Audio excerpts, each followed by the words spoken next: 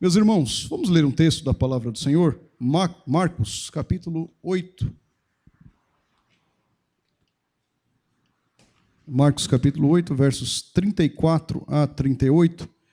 É a leitura da palavra do Senhor proposta.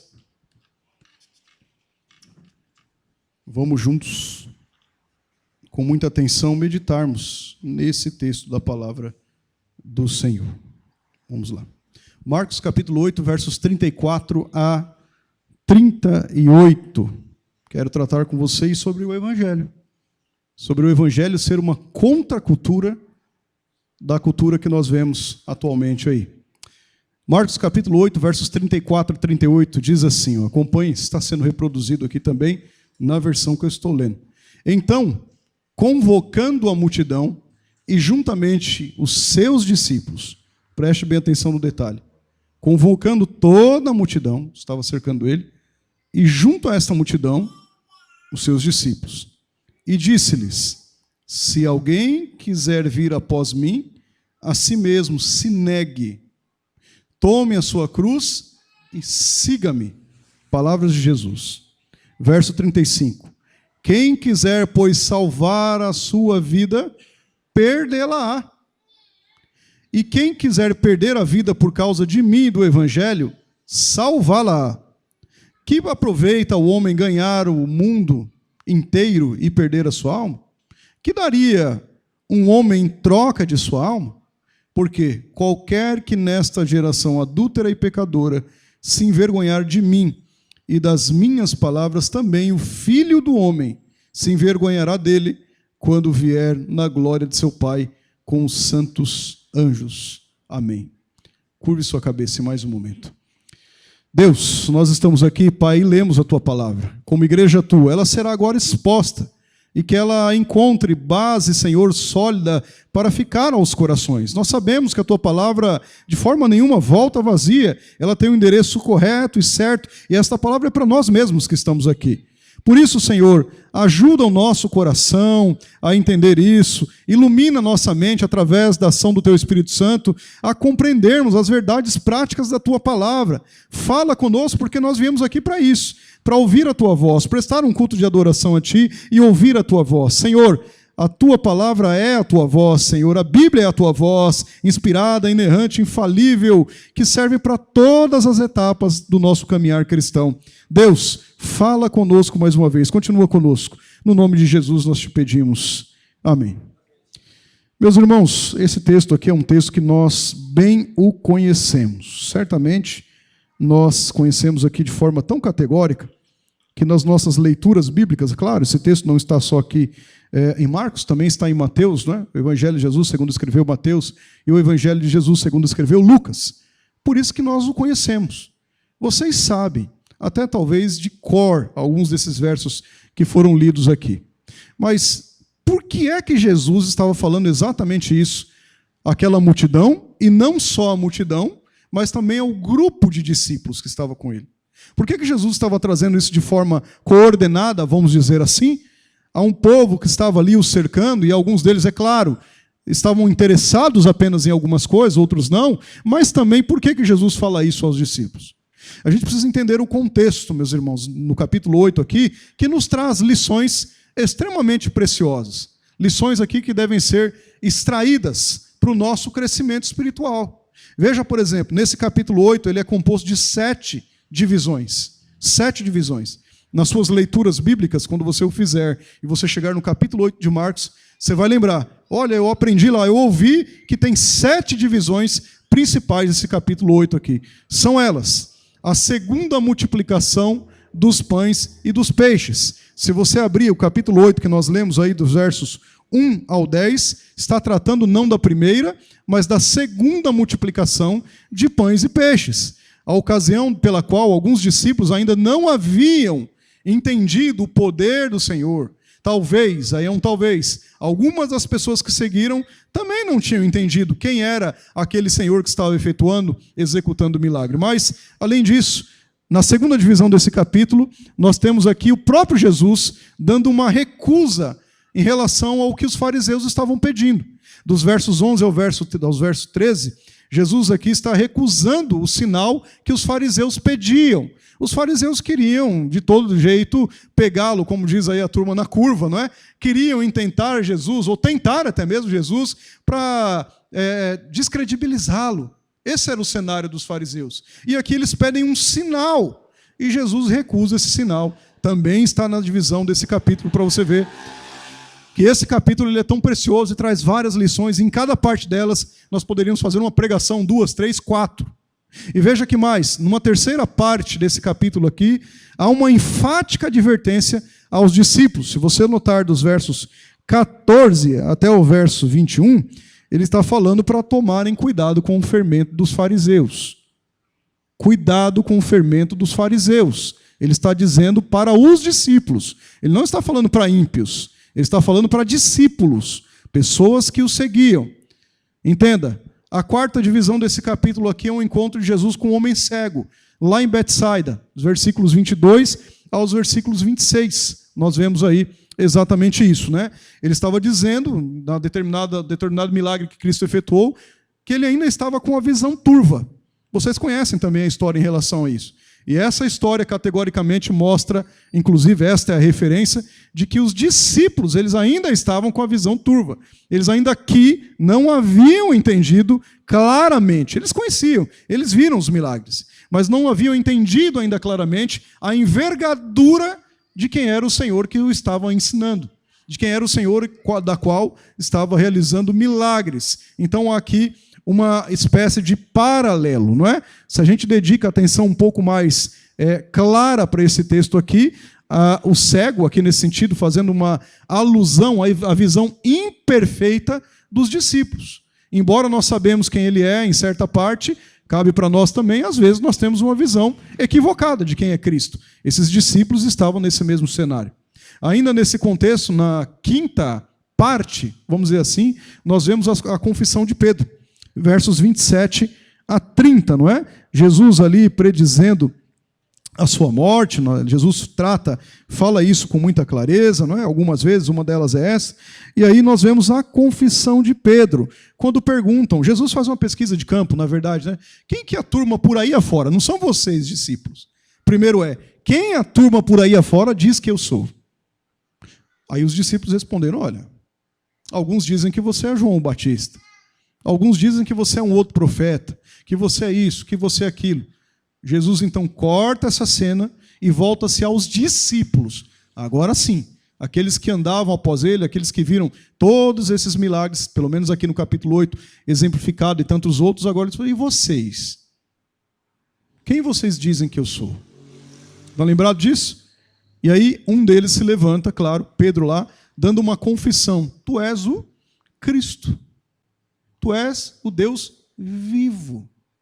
A ponto de Jesus falar isso no meio de você. Meu Pai que o revelou. Percebe? Aqui, pela revelação do Pai, os discípulos estavam começando a se aprofundar um pouco mais no cenário de quem era Jesus. Aqui, então, na divisão sexta, na sexta divisão desse capítulo, nós vemos o aviso que ele deu aos discípulos sobre os sofrimentos vindouros. Verso 31 a 33, ele estava dizendo lá, predizendo a sua morte, a sua ressurreição. Ele começa a ensinar que era necessário que ele sofresse essas coisas, as questões todas, e aí ele chamando aqui, o Pedro chamando à parte, falou, não, Senhor, trazendo aqui para as nossas palavras, só por cima do meu cadáver.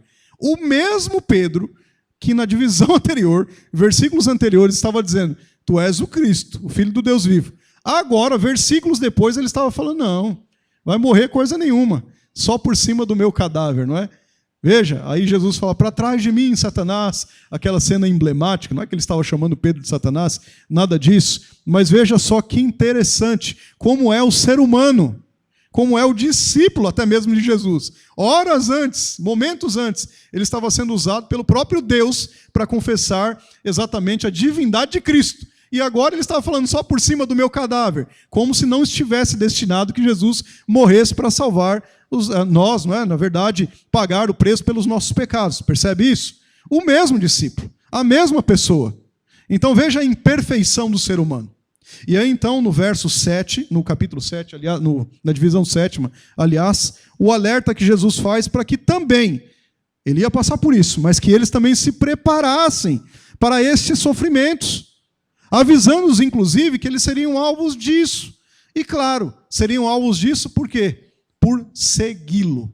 É aqui onde nós lemos, verso 34 a 38. Por conta de segui-los, ou segui-lo, Jesus, né?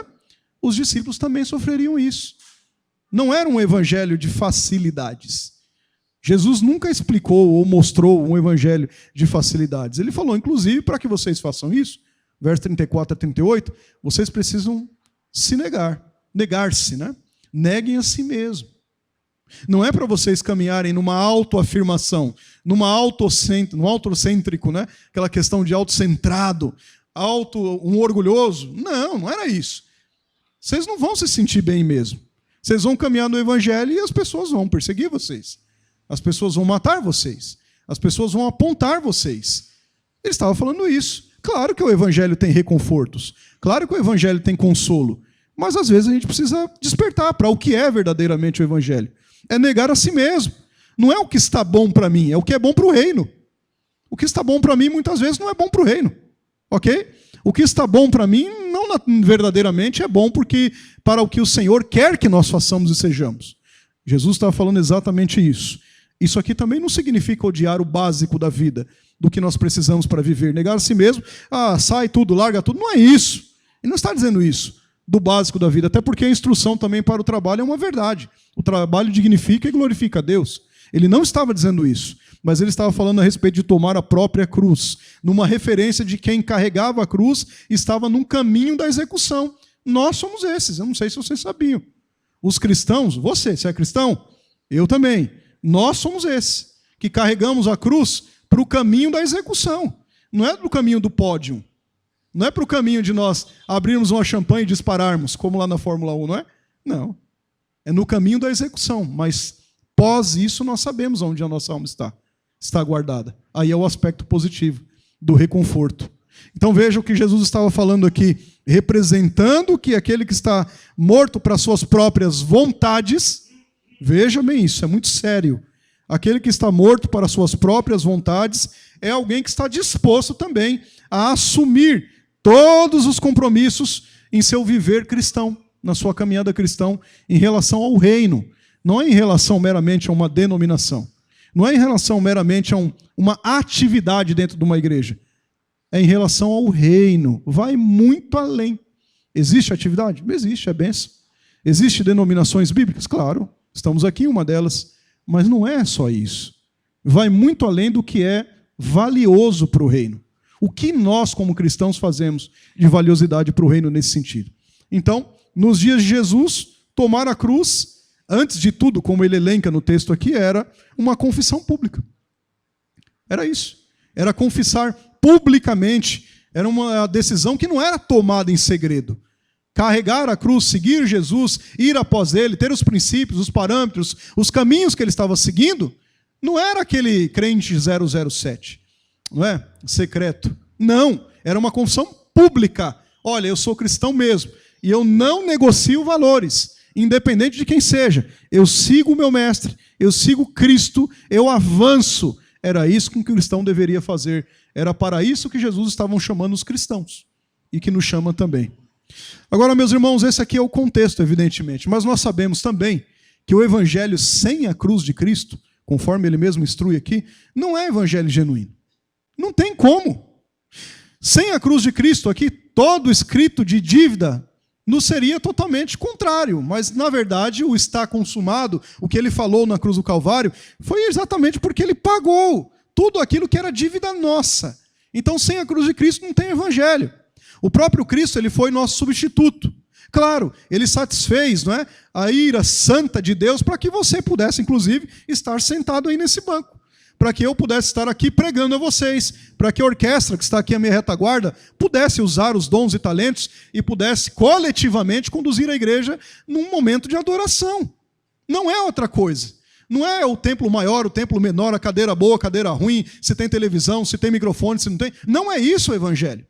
O evangelho isso tudo é muito bom, mas o evangelho é nós entendermos o que Cristo Jesus fez na cruz do Calvário por mim e por você. Se a gente entende isso, nós não temos nenhuma dificuldade com absolutamente nada. Nenhum problema nos vem contrário. E veja, em outras palavras, não existe, inclusive, também uma maldição que possa prevalecer, uma maldição que possa amedrontar, uma maldição que possa aqui escravizar, veja bem isso, aqueles que foram eleitos por Deus. Não tem isso. A gente não precisa, permita-me o termo, de nenhuma mandinga. Nós não precisamos de absolutamente nada disso para entendermos que estamos cobertos, salvos pelo precioso sangue de Cristo Jesus. Veja, o sacrifício de Cristo Jesus na cruz do Calvário, por mim e por você, estamos num culto aqui festivo, de ceia, ele foi suficiente para libertar cada um de nós das amarras do diabo, das amarras do inimigo. É claro que, mediante a fé em Cristo Jesus, esta maravilhosa graça que, de fato, foi concedida a nós, nos tornou livres dessa escravidão, livres do diabo, e significa que o crente em Jesus, ele não precisa, preste bem atenção, meus irmãos, de uma vez por todas, ele não precisa fabricar nenhum tipo de amuleto mágico. E aí você vai pensar que é alguma coisa, algum objeto. Não, na vida mesmo. Nenhum ídolo do coração, nada, nenhum amuleto mágico, nem tampouco mistificar a fé. Não, é isso aqui e mais aquilo outro ali. Não, é a Bíblia. É a Bíblia, nós não precisamos de mais nada. O que nós precisamos é da palavra de Deus. É isso que ele está dizendo aqui. Vocês vão ver no texto. A morte de Cristo, por exemplo, na cruz do Calvário, bem como o seu sangue precioso derramado por nós, foi suficiente, inclusive não só para a nossa libertação. Porque uma coisa é, você está liberto, e aí a gente faz o que quer? De forma nenhuma. Se você notou, desde o começo do culto, nós estamos falando de santificação. Desde o primeiro texto que nós lemos no culto, os louvores que nós entoamos aqui, até mesmo com a orquestra, nós estamos falando de santificação. Não é porque nós somos salvos que nós vamos fazer o que bem entendemos ou o que quisermos. Absolutamente não. A cruz remete ao fato incontestável de que nada que nós façamos ou dissermos, não é, pode satisfazer, quitar, liquidar, solver exatamente o que Deus exige. Nós sabemos que a salvação não é mérito nosso, mas o está consumado, a obra na cruz do Calvário, mostra que, de fato, a salvação do começo ao fim é o Senhor, mas acima de tudo, com tudo essas questões aqui, a doutrina da salvação bíblica, ela também não remete a um estado de inércia. Ela também não remete que nós vamos ficar sentados no banco, parado, ou nós vamos caminhar com as nossas vidas, já estou salvo mesmo, posso fazer o que quiser, ou não fazer nada para honrar ao Senhor. Isso é um erro. Isso é uma falácia, até uma heresia pregar isso. Ok? Não é assim a doutrina da salvação. Isso não remete a um estado de inércia. Isso não remete a um estado de conformismo, como orou aqui o diácono Júnior, não é? Nós não conformamos, não. Isso não remete aqui a um estado de imobilidade, de inatividade. Agora está tudo bem, eu vou no domingo na igreja, está ótimo, está tudo maravilha. Quem disse? Não remete aqui a um âmbito de estagnação. Não. Não remete aqui ao âmbito do crente Zeca Pagodinho, existe esse aí ele? É esse aí, ó. Deixa a vida me levar. Não remete a isso. A doutrina da salvação vai muito além disso. Isso aqui não serve para nós. Agora veja, é claro, e eu quero repetir para que isso fique muito cravado na sua cabeça. Na esfera da salvação, nós, eu e você, nós não temos mérito algum. Na esfera da salvação, nós não temos mérito algum. Nós estávamos mortos em delitos e pecados, éramos nós. Percebe? Do começo ao fim, da ordem da salvação, é o Senhor. Até mesmo no processo de santificação, que é compartilhado, comunicado, não é? Até mesmo nisso, nós só podemos caminhar no processo de santificação porque antes ele nos vivificou. Senão nem isso a gente conseguia, porque morto continua morto. Então percebe que interessante. Veja, meus irmãos, isso vem dele, não vem de nós. É totalmente algo que Cristo faz por nós. Mas o Senhor Jesus, que nos salvou através desse sacrifício vicário, substitutivo, o Senhor Jesus que nos tornou súditos do seu reino, o Senhor Jesus que nos instrui como nós devemos andar, proceder, como nós devemos agir, ele nos fala claramente quais são os passos, o que é que nós devemos fazer. E se depois de nós lermos um texto como esse, nós não entendermos isso, Então nós temos que orar cada vez mais para o Espírito Santo para que converta a pessoa, porque nem convertido é, se nós não entendermos isso. É muito claro o que Jesus fala, e não é o pastor Felipe, é Jesus que está falando. Você leu no texto comigo. O que Jesus está falando aqui é muito claro, é a identidade daqueles que são dele. Como é que ele deve proceder, como é que ele deve caminhar, o que ele deve fazer. Horas, eu disse para vocês, o evangelho é uma contracultura. O evangelho genuíno não é nós nos associarmos à cultura do tempo presente, pós-moderno inclusive. Não é.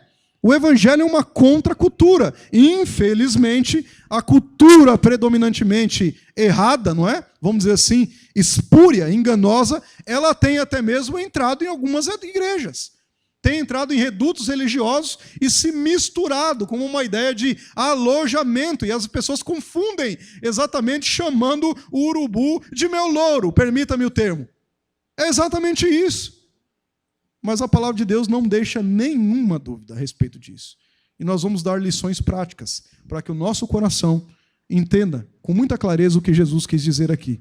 Por exemplo, em primeiro lugar, para que eu e você, nós vivamos o Evangelho de Cristo Jesus, é preciso, veja, embora na salvação um aspecto inteiramente do Senhor, mas para nós, salvos, é preciso o quê?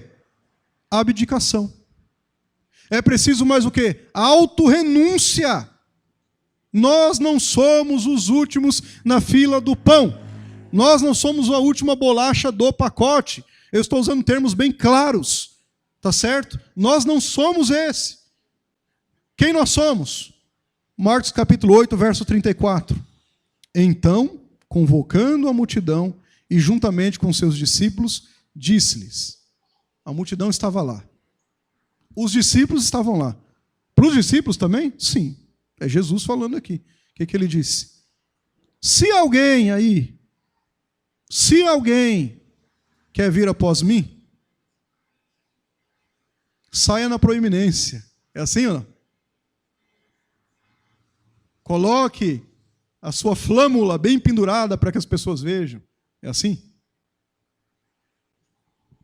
A si mesmo, se negue. Só isso? Tome a sua cruz e siga. Você tem uma autorrenúncia. Se nega. Ah, mas eu não quero. Jesus está dizendo. Se negue. Além de se negar, tome a cruz. O que era a cruz? Confissão pública. Não é só na igreja que nós somos crentes. Não é só no templo que nós somos crentes. Confissão pública de que nós somos cristãos, seguimos Cristo em seus valores, princípios, em toda a esfera que Ele nos dá na Bíblia Sagrada. E depois nós seguimos a Cristo, porque Ele vai na frente. Não se engane, não é você que vai na frente, nem eu. É Ele que vai na frente. Convocando a multidão e juntamente com seus discípulos, disse-lhes: se alguém quer vir após mim, a si mesmo se negue, tome a sua cruz e siga-me. Agora, o que é negar a si mesmo? Negar a si mesmo compreende o quê? O que está no aspecto do negar a si mesmo? Negar a si mesmo implica em abrir mão da sua vontade. Se é que eu posso dizer da vontade, não é? Implica em abrir mão da sua vontade e fazer a vontade de Deus. Ainda há pouco aqui nós estávamos, antes do culto, conversando com os irmãos aqui, falando o que é a nossa vontade. A nossa vontade, a nossa liberdade, se você quiser chamar, não é libertinagem. Libertinagem é uma coisa, liberdade é outra. Inclusive a nossa liberdade, ela está dentro de uma bolha chamada soberania divina. Nossa liberdade está dentro de uma bolha chamada providência divina. A gente não fura essa bolha, até porque se furássemos essa bolha, seríamos mais poderosos do que Deus. Nossa liberdade está dentro dos limites que o Senhor estabeleceu. Por isso que liberdade não é libertinagem. Abrir mão, negar a si mesmo, implica em abrir mão da nossa vontade para fazer a vontade de Deus. Negar a si mesmo significa não para a própria carne, e sim para os propósitos do Espírito. Abrir mão, negar a si mesmo aqui, é estar desprovido, veja bem, isso é importante, é estar desprovido de todo sentimento faccioso, como por exemplo, inveja, vaidade de aparência ilusória, não é? Não somente isso, ciúmes desvairado, avareza, soberba, lascívia, desejo desenfreado de vingança. Negar a si mesmo é isso. Fica duro, né? Quando a gente ouve essas coisas. Mas negar a si mesmo é isso. Negar a si mesmo aqui, sabe o que é? Você está sendo atacado, a pessoa está te batendo. Vocês mesmos estão sentados aí, o pessoal da orquestra, em todo quanto é cenário aí que você possa imaginar. E mesmo assim você oferece a outra face. Negar a si mesmo é isso. Você oferece a outra face. Você perdoa os inimigos. Negar a si mesmo é isso. Você bendiz os que te maldizem. Que paradoxo. Você fala bem daqueles que estão te maldizendo. Veja, irmãos, isso é negar a si mesmo. Você simplesmente aqui faz o bem por aqueles que te odeiam. E não te odeiam como indivíduo, é por causa do Evangelho. Jesus está falando isso do começo ao fim. É por causa de mim. Percebe ou não? E tem gente assim na igreja, vocês acham? Ou só naquela época lá? Estou falando dessa igreja, de forma geral. Negar a si mesmo é ter o olhar direcionado ao Pai, não importando as circunstâncias. Eu sei lá o que vai acontecer, não importa as circunstâncias que nos cercam, mas eu me renuncio para tomar minha cruz e seguir a Cristo. Negar a si mesmo aqui é abrir mão do que eu penso que sou, porque a pessoa às vezes pensa alguma coisa, né? Do que eu penso que sou. Negar a si mesmo é abrir mão do que os outros dizem que eu sou. Negar a si mesmo é ser aquilo que Deus espera que nós sejamos. Isso é negar a si mesmo. É difícil? Sem dúvida. Quem disse que não era? E é na submissão, irmãos, de Deus a essa essência da autorrenúncia que está o cerne disso que nós estamos falando. Negar a si mesmo, ou a nós mesmos, permita-me dizer, e tomar a cruz, segui-lo pelo caminho. Claro que nós vamos encontrar dificuldades. Ninguém disse que seria um mar de rosas no adágio popular. Ninguém disse isso. Mas nós sabemos quem estamos seguindo. Nós sabemos para onde estamos indo. Nós sabemos qual é o destino final. É claro, o fim desse caminho aqui está reservado a nós, a alegria eterna. Mesmo que eu seja impoliticamente correto, sim. A gente não dá tapinha nas costas para ficar bem. A gente não dá tapinha nas costas para simplesmente negociar alguma coisa. Não vou me meter com isso daí. Meus irmãos, os princípios e os valores são do Senhor. Se nós não seguirmos os princípios e os valores do Senhor, saia. Dá tempo ainda de viver até a volta de Cristo algumas coisas boas antes de ir para o inferno. Pesado? Pesado. Às vezes a gente tem que dar uma chacoalhada. Gálatas 2:20 diz: logo, já não sou eu quem vive. Tem aí? Olha lá. Leia aí. Logo, já não sou eu quem vive. Quem é que vive em mim, irmãos? O ídolo do coração, o reizinho da barriga? Ai, é isso? Cristo vive em mim. E esse viver que agora tenho na carne, nós estamos caminhando aqui. Vivo pela fé no Filho de Deus, que me amou e a si mesmo se entregou por mim. O nosso mestre verteu sangue na cruz do Calvário, para que nós pudéssemos ter pomposidades, né? Não é isso que a Bíblia diz. Isso não é o Evangelho de Cristo. Carregar a cruz aqui é mortificar as vontades carnais e vivenciar a boa, a perfeita, a agradável vontade de Deus, mesmo que essa vontade seja contrária à nossa vontade. Mesmo isso. Cristão que não nega a si mesmo, já negou a Cristo. Vou repetir. Cristão que não nega a si mesmo, já negou a Cristo. Ah, mas eu não falei nada. As atitudes, negou. Palavras de Jesus. Segundo lugar. Para viver o Evangelho de Cristo como ele é preciso aqui desprendimento. Do quê? Desprender-se é ficar de lado, sai. Desprendimento dos valores, dos princípios espúrios que regem o mundo. Não regem o reino de Deus, regem o mundo. Está lá nas palavras de Jesus. Capítulo 8, que estamos lendo, os versos 35 a 37, diz assim: quem quiser, pois, salvar a sua vida, o que vai acontecer? Perdê-la. Ah, mas é isso mesmo? Eu não li errado. Confere aí, a leitura é essa mesmo? Quem quiser, pois, salvar a sua vida, perdê-la. E quem perder a sua vida por causa de mim, não é por causa das minhas coisas, do meu carro, da minha casa. Não, não, não. Olha o que Jesus está falando. E quem perder a vida por causa de mim, ele, Jesus, por causa de mim, ele falando, e do Evangelho, salvá-la-á. Que aproveita o homem ganhar o mundo inteiro e perder a sua alma? É uma pergunta retórica. Que daria o homem em troca da sua alma? O que nós poderíamos ofertar, dar ao Senhor em troca da alma? Você consegue fazer isso? O reino de Deus, irmãos, é o contraposto do reino desse mundo aqui. O reino de Deus não segue os princípios pecaminosos desse mundo aqui.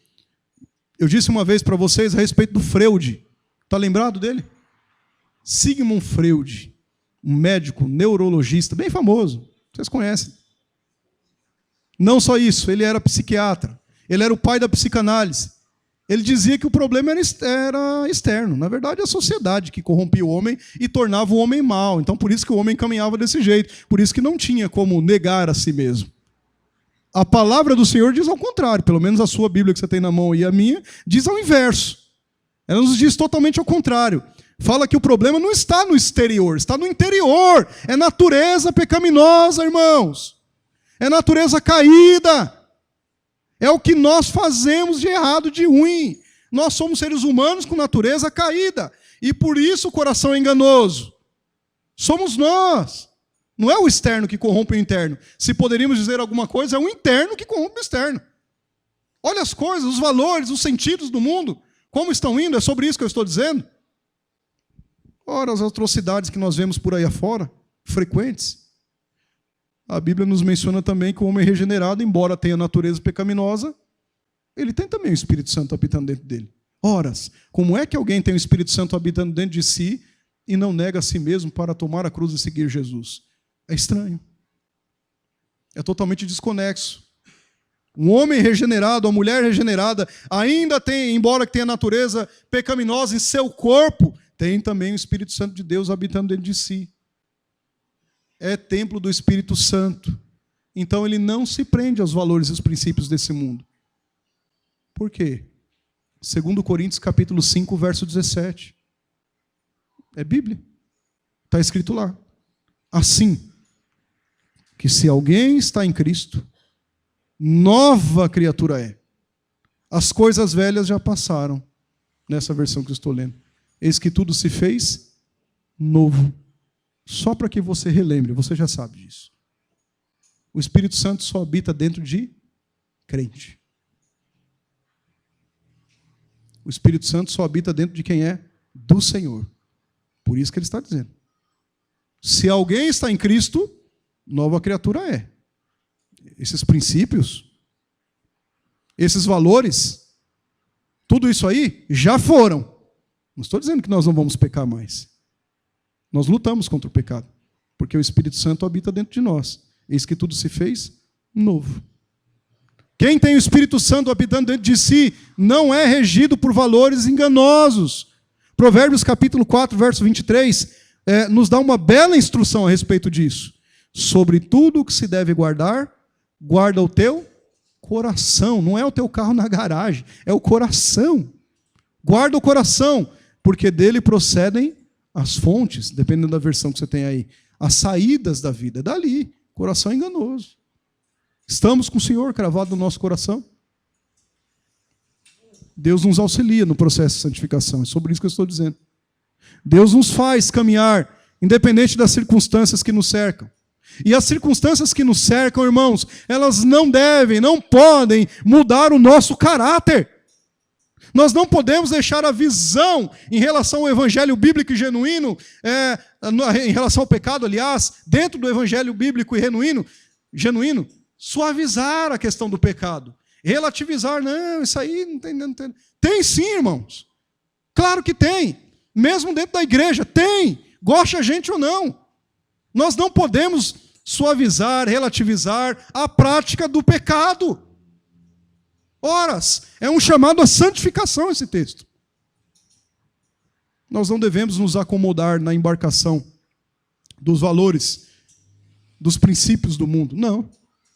Nós não devemos nos conformar com os princípios dessa sociedade por aí afora e achar que está tudo bem, e abarcar isso, e trazer isso dentro do nosso coração. Não!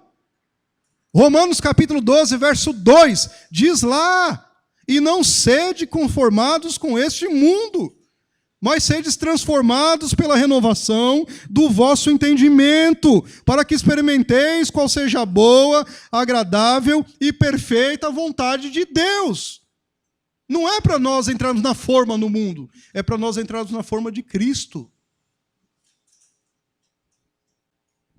Caminhar na contramão dos valores do mundo é caminhar aqui pela graça, pela ação de Deus. Rumo aonde? Novos céus e nova terra. E esse Espírito da verdade, que é o Espírito Santo, que o mundo ele não pode receber e que habita em nós, é a garantia exatamente desse transporte, de nós nos encontrarmos com o Rei dos Reis. Quem não tem o Espírito Santo habitando em si, não vai se encontrar com o Rei dos Reis no sentido salvífico. Não adianta a gente maquiar. É o texto bíblico, é a Bíblia que diz isso para nós. 2 Coríntios capítulo 1, verso 22. Ele nos selou como sua propriedade e pôs o seu Espírito em nossos corações como garantia do que está por vir. Temos o Espírito Santo? Estamos selados. Por isso, então, devemos caminhar no processo de santificação. Efésios capítulo 1, no verso 4, não diz isso para nós? Nós somos eleitos, do jeito que você quiser chamar aí, predestinados, não é? Para quê? Para sermos santos e irrepreensíveis. Não é o contrário. Nós somos eleitos, salvos primeiro, para isto. E não fizemos isto para sermos salvos. Efésios capítulo 1, verso 11 a 14, diz: nele digo, no qual fomos também feitos herança, predestinados segundo o propósito daquele que faz todas as coisas conforme o conselho da vontade do pastor Filipe. É assim que está escrito aí? Conselho da sua vontade divina. A fim de quê? A fim de sermos para o louvor da sua glória, nós, que de antemão esperamos em Cristo, em quem também vós, depois de ouvistes a palavra da verdade, o evangelho da vossa salvação, tendo nele também crido, fostes selados com o Espírito Santo, ou com o Santo Espírito da promessa, o qual é o penhor da nossa herança até ao resgate da sua propriedade, em louvor de sua glória. Nós temos o Espírito Santo habitando em nós. Selo, penhor, selo é propriedade, né? Penhor, Jesus deixou o Espírito Santo, ele vai resgatar, há de reaver aqueles que têm, de fato, o Espírito Santo habitando dentro de si. Aqueles que vão contrário aos valores e os princípios do mundo. Aqueles que não negociam os seus valores cristãos com o mundo. Não adianta, irmãos, nós taparmos o sol com a peneira, não adianta. Se nós não caminharmos em conformidade com a Bíblia Sagrada, naturalmente nós estaremos desonrando o Senhor. Ah, mas é só uma coisinha. Mas essa coisinha desonrou o Senhor. Ah, mas é só aquilo ali. Mas aquilo ali transgrediu a lei do Senhor. Só o Senhor que é criador e sustentador de todas as coisas. Só esse daí. Os valores do mundo são totalmente diferentes. Totalmente contrários. O mundo diz para nós, por exemplo, olha, você merece, você tem méritos, você é autossuficiente, você é o cara. O pessoal diz isso. Você é aquele negócio. Você tem as manhas, como diz o jovem. É você. O mundo diz para nós assim, olha, não, para com esse negócio de chorar, coisa nenhuma. Entra lá, dá um falso sorriso amarelo, de orelha a orelha, mantenha e viva de aparências. É melhor. Você vai mostrar fraqueza? O mundo diz isso. O mundo diz, não deixa ninguém pisar no teu calo. Não, se alguém pisar aí no teu calo, dá uma rasteira, pisa no pescoço, esmaga. O mundo fala isso. Ué. É assim que tem que ser. O mundo aqui diz, você lá, você tem um comércio, você tem lá um trabalho, CLT, você é autônomo, você tem aquilo. Ah, não, corrompa-se lá, é só um pouquinho. É só para dar uma melhorada. Nem está tão bom assim, não é? No governo, a gente precisa dar uma melhoradinha, não é? O mundo diz isso aqui, ó. Corrompa-se. Este é o meio mais fácil de alcançar alguma coisa. O mundo fala isso.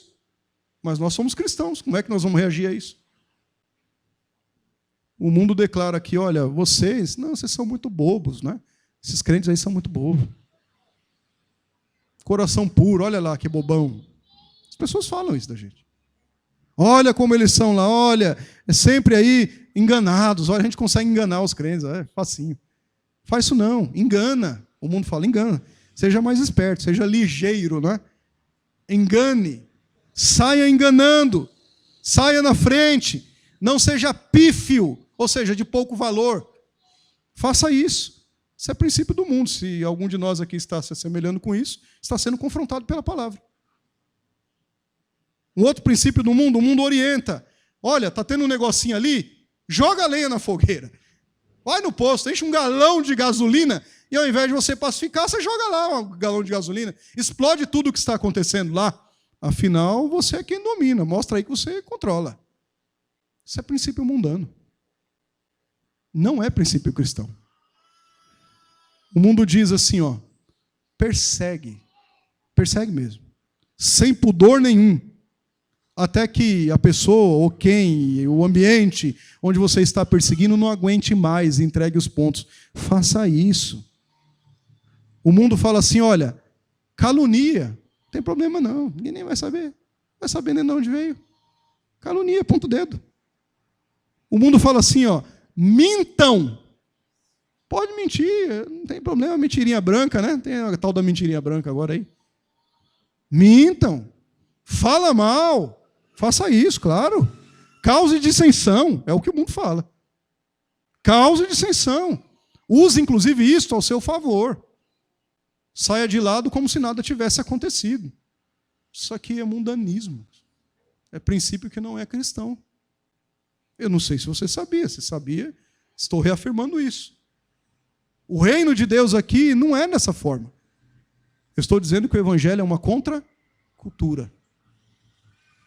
O evangelho, o reino de Deus, é um contraponto, é uma contracultura, é um contraposto dos valores espúrios, enganosos, desses que eu citei e muitos outros, que a gente até perde, né? Como o próprio Paulo lá vai elencando as obras da carne, até perde, não sabe, né? E muitas outras como essas. O evangelho é um contraponto. O reino de Deus apresenta inúmeros paradoxos. Paradoxo aqui, ou oxímoro, né? Alguns o conhecem assim também, uma figura de linguagem, ou até mesmo, precisamente, uma figura de pensamento baseada na contradição, mas é uma verdade. Muitas vezes o paradoxo aqui pode apresentar uma expressão aparentemente sem nexo. Você fala, mas peraí, para ganhar a vida tem que perder? Para perder a vida ganha? É um paradoxo. Um paradoxo. Percebe? Veja, entretanto, o paradoxo, bíblico inclusive, ele propõe uma ideia coerentemente fundamentada na verdade. E quem é a verdade? Cristo. Cristo. A verdade é Ele. Eu pedi para o pessoal, eu já mostrei isso uma vez aqui, numa charge, para projetarmos aqui. Uma vez eu pedi para eles projetarem aqui e mostrei isso. Eu não tenho aí ainda? Está aí? Olha lá. Vou sair de lado aqui para vocês verem. Dá uma olhada lá. Todo mundo está vendo aí ou não? Eu sou o mais ceguinho daqui. Todo mundo está vendo ou não? Está vendo? Dá uma olhada lá. É exatamente isso aí. Ó. Uma figura, né? Representando Jesus, não é idolatrando Jesus, uma imagem de Cristo, nada disso.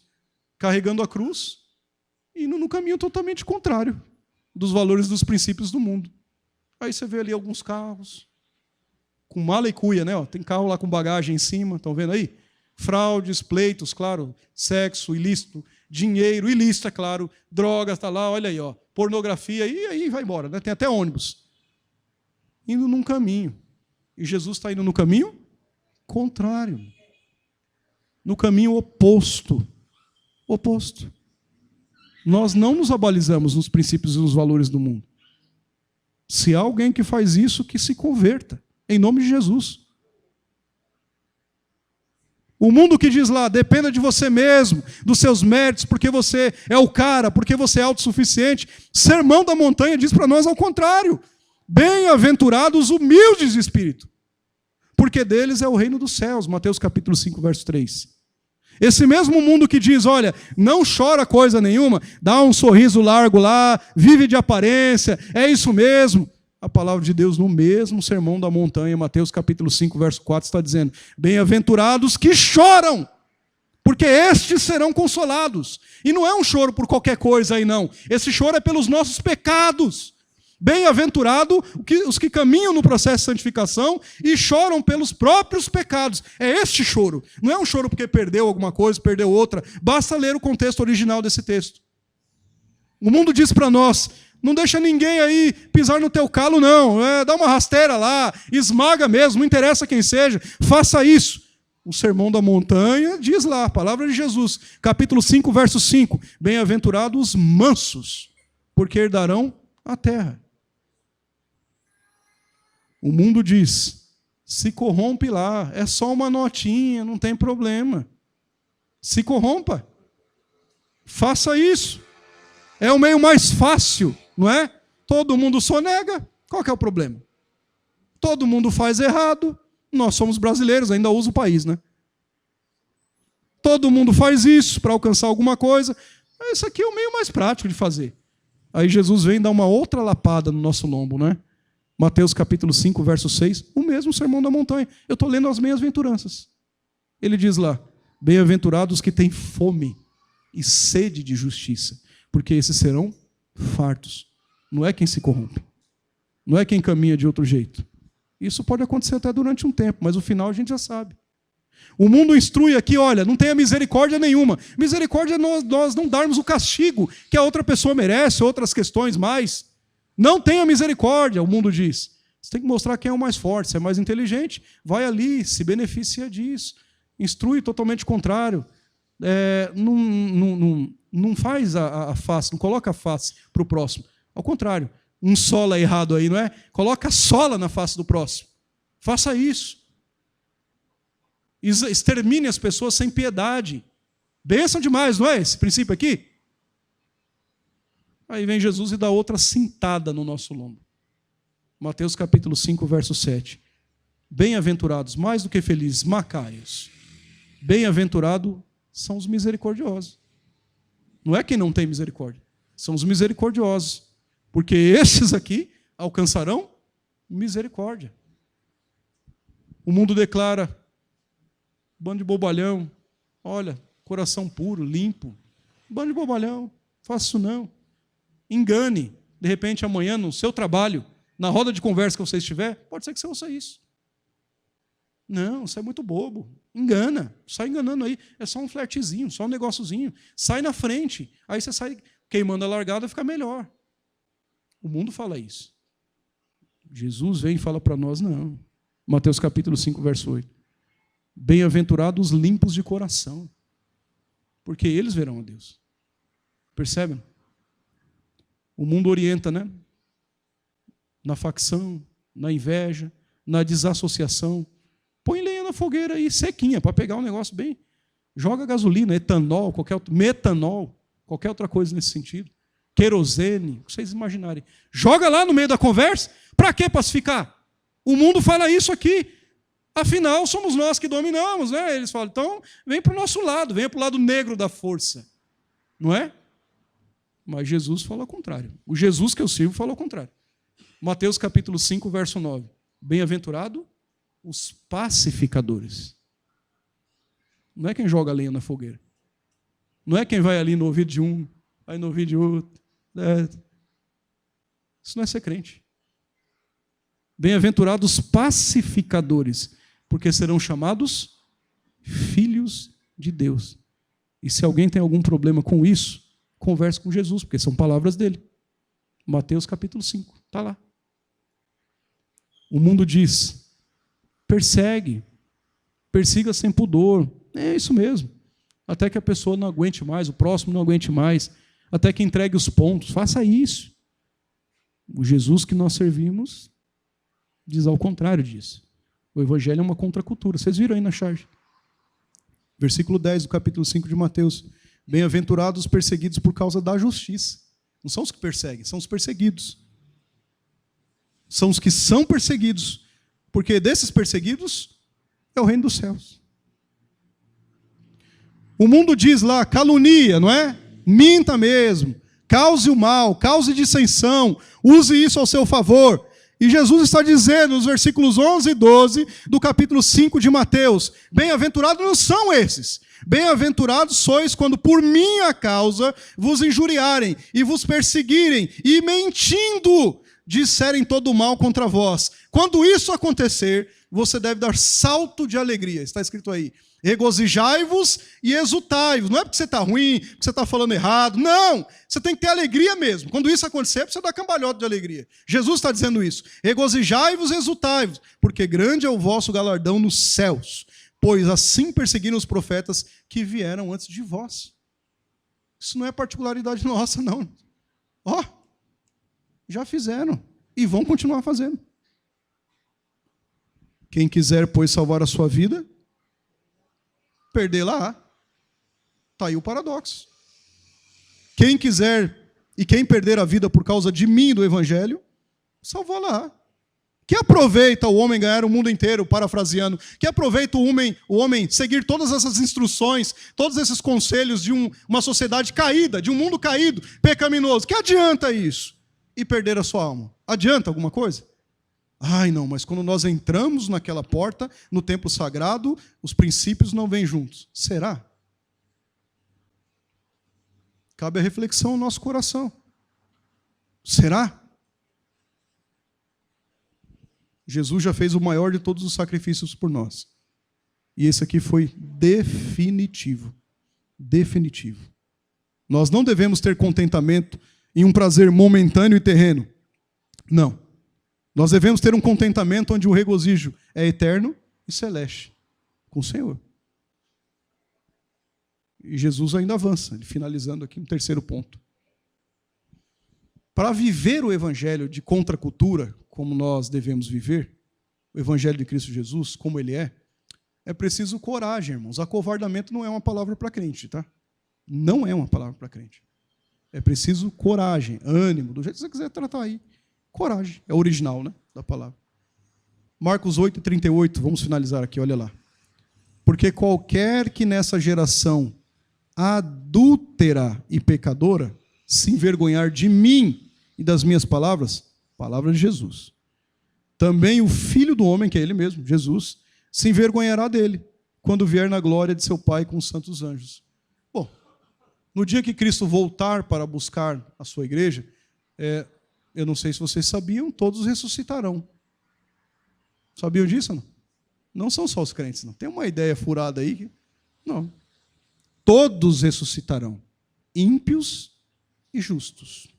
E todos nós compareceremos diante do tribunal de Cristo, do grande trono branco. Todos nós. Não pense que Deus não vê as coisas. Ele vê. Todos nós compareceremos lá. Para viver o evangelho é preciso coragem. É preciso coragem. Nosso Senhor exibe um contraste entre qualquer um que nega-o, né, diante da presença dos homens, e aí o negar não é simplesmente falar, eu nego a Cristo. Não é só com a boca, não. Eu acabei de dizer para vocês no primeiro ponto que cristão que não nega a si mesmo, já nega Cristo. As atitudes, as ações também negam ao Senhor. Sim. Nós dizemos que amamos ao Senhor, mas não lemos uma Bíblia na semana. Não abrimos uma página da Bíblia para ler na semana. Como é que a gente ama ao Senhor? Nós dissemos que amamos ao Senhor, mas sequer nós dobramos os nossos joelhos 30 segundos na semana. Como é que nós amamos ao Senhor? Nós dissemos que, olha, eu sou de Cristo, até louvamos, quero conhecer-te mais. Não participa de um estudo bíblico, seja aqui ou em qualquer outro lugar. Como é que nós dizemos que amamos ao Senhor? Nosso Senhor está falando de um contraste. Nós negamos Ele com as nossas ações. Amamos mesmo? Nós negamos Ele com as nossas práticas. Nós negamos Ele aqui, meus irmãos, diante dos homens, sem mesmo percebermos. Nós estamos negando. Nós estamos fazendo atividades. Não estou falando dessa igreja. Estou falando do evangelicalismo de forma geral. Coisas de crente que qualquer um faz. Mas no coração, está longe. O próprio profeta Isaías diz, esse povo me honra com os lábios, mas o coração está lá em Papua Nova Guiné, sei lá. Palavras de Jesus. O processo é de santificação. Negamos ao Senhor em ações, práticas, palavras, diante de homens. Envergonhamos o Senhor diante dos homens com o que fazemos às vezes. Ou não? Veja o que eu estou dizendo. Fazemos.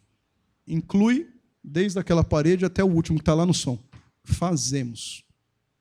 Fazemos. Todos nós. A cruz de Cristo pareceu à humanidade aqui ser vergonhosa, desprezível. Para os judeus, por exemplo, foi uma pedra de tropeço a cruz de Cristo. Um grande número, seja por vergonha, por medo, não se atreveu a confessá-lo publicamente. Não se atreveu.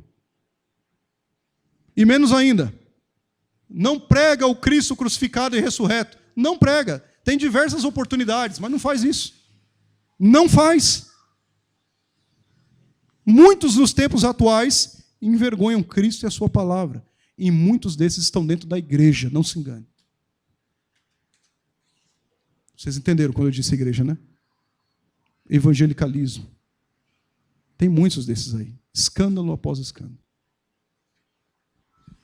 A cruz, meus irmãos, era símbolo de vergonha. A cruz era símbolo de condenação. Jesus foi humilhado publicamente por minha e por sua causa. Não pense que não. O texto tão precioso, talvez um dos mais lindos do Antigo Testamento, Isaías 53, vocês sabem de cor alguns textos lá e versos. Dos versos 5 a 7, mas ele foi transpassado pelas nossas transgressões, não era dele. Nossas transgressões, e moído pelas nossas iniquidades. O castigo que nos traz a paz estava sobre ele, e pelas suas pisaduras nós fomos sarados. Todos nós, não tinha alguém lá escondido, apartado, todos nós andávamos desgarrados como ovelhas. Todos. Você que está aqui, sem dúvida. Eu, sem dúvida. Os irmãos aqui da orquestra, sem dúvida. Todos nós andávamos desgarrados como ovelhas. Cada um se desviava pelo caminho. Mas aí o que aconteceu? Todavia, porém, né?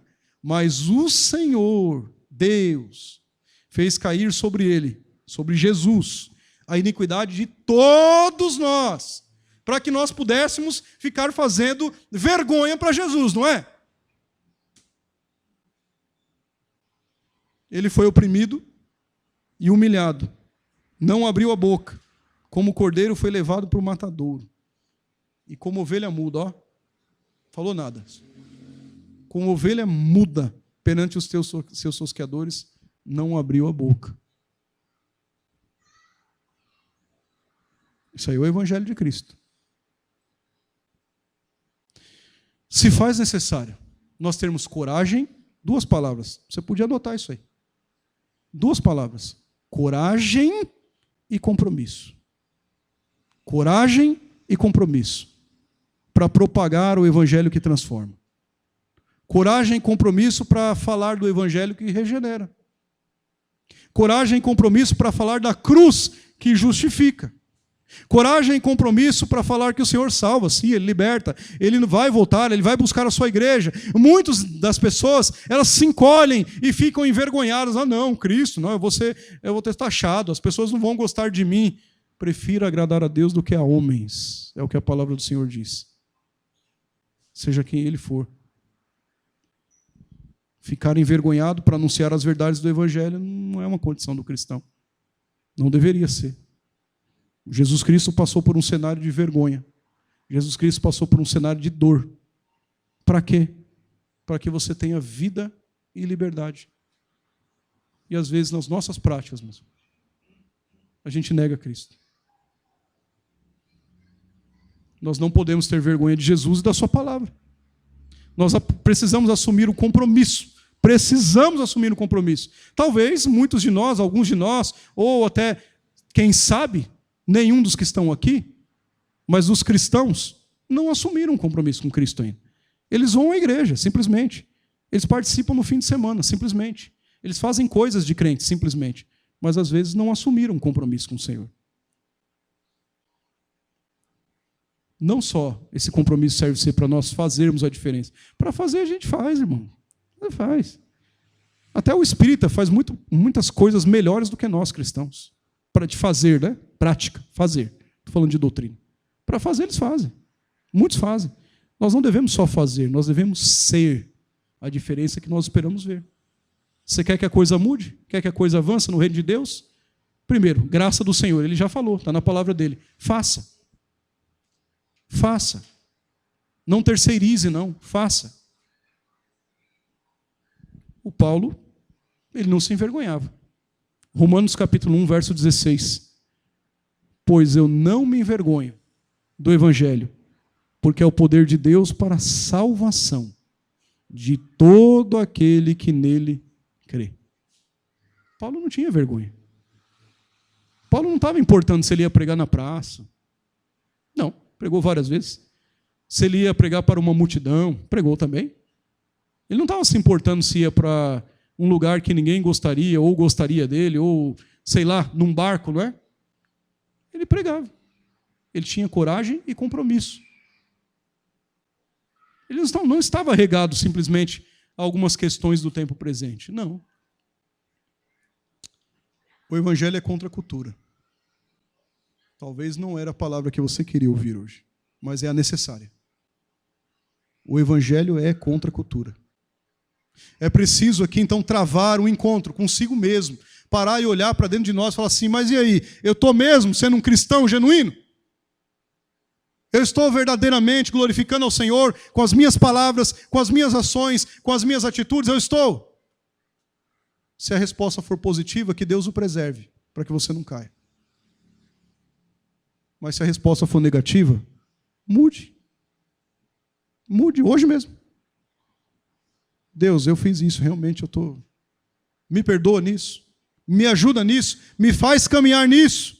Você precisa fazer uma análise introspectiva e realística de uma lista do que de fato você está seguindo no reino de Deus e o que está te afastando do reino de Deus. Mesmo que isso cause espanto ao nosso coração, nós precisamos nos afastar daquilo que nos afasta de Deus. Ah, mas é uma pessoa. Afaste-se. Ah, mas é uma coisa que eu faço. Afaste-se. É melhor nós entrarmos no reino de Deus, não é? Maneta, cegueta, sem o pé, já falando as 3 posições que ele fala ali, do que no inferno com as 2 mãos, com os 2 pés e com os 2 olhos. O que Jesus estava falando é melhor você deixar de lado aquilo que te afasta de Deus. E às vezes a gente nem percebe, sorrateiramente, Satanás influencia, instrui cenários, pessoas por aí afora para nos fazer isso. Que Deus nos dê graça, para que nós possamos ver comportamentos totalmente alusivos com a sua palavra. Ver e ter, né? Comportamentos alusivos à sua palavra. Uma aplicação no nosso coração é exatamente essa, renunciar às concepções que são falhas. Não só isso, renunciar às vontades carnais. É uma luta. Não só isso. Nós não fazemos essas questões para sermos salvos, mas porque somos salvos. Uma outra aplicação, não nos moldarmos ao padrão desse mundo. Nos desprendermos desses princípios pecaminosos, cada vez mais caminhando no processo de santificação para a glória de Deus. A santificação terá fim, fique tranquilo. Ela terá fim. A salvação a gente não perde não, viu? Só para reafirmar o seu coração. Mas a santificação, ela terá um fim. Sabe quando? No dia que Cristo voltar e nos glorificar e tirar o pecado desse corpo corrupto. É nesse dia que nós poderíamos gritar, o que Paulo disse em 1 Coríntios capítulo 15, 55, em diante. Onde está, ó morte, o teu aguilhão? Onde está, o inferno, a tua vitória? Tragada foi a morte pela vitória. Coragem, ânimo, destemor, intrepidez na anunciação das boas novas do Evangelho, que muda, Evangelho que transforma, Evangelho que liberta, Evangelho que tira a mentalidade do homem caído e agora levanta essa mentalidade abarcada pelo Espírito Santo, é só o de Cristo. É só o de Jesus. Somente quem passa, meus irmãos, pela crucificação com Cristo, recebe a ressurreição. Somente. Finalizo. Não abandone a sua cruz. Foi essa cruz que Cristo te deu?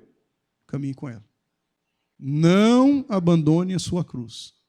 Vale muito mais nós caminharmos com a cruz numa renúncia pública, num cenário público, segui-lo, do que estarmos sem Cristo. Não abandone a sua cruz. O Evangelho é contra a cultura. Se nós não caminharmos dessa forma, nada mais nos servirá.